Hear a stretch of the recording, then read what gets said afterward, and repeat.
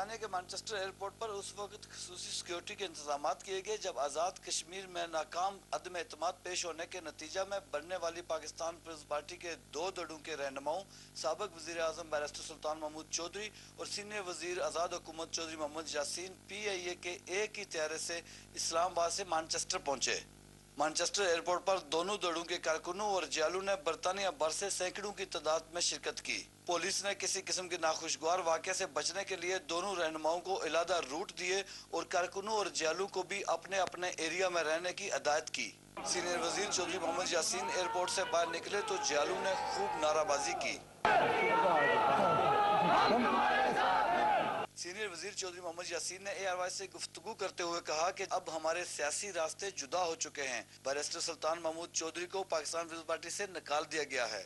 دیکھیں اب تو سیاسی تو راستے ہمارے جدا ہو گئے ہیں، وہ پارٹی سے ان کو ایکسپیل کر دیا گیا، وہ ان کا ورشن ہے کہ مجھے جو ہے وہ پروسیجر کے تحت نہیں نکالا گیا۔ لیکن دوسری طرف سابق وزیر اعظم آزاد حکومت بیرسٹر سلطان محمود چودھری کی آمد پر بھی پیپلز پارٹی کے کارکنوں نے والہانہ استقبال کیا اور نعرے لگائے۔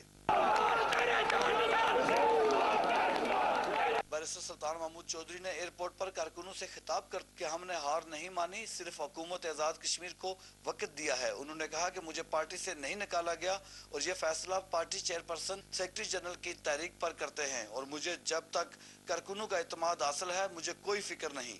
ایک سوال کے جواب پر انہوں نے کہا کہ جی کوئی بات چیت نہیں ہوئی، یہ ایک محض اتفاق تھا۔ میں آج اپنے وزٹ پہ آیا ہوں اور انشاءاللہ تعالی میں سارے معاملات پر 19 تاریخ کو بریڈ فورڈ میں تفصیلی بات کروں گا۔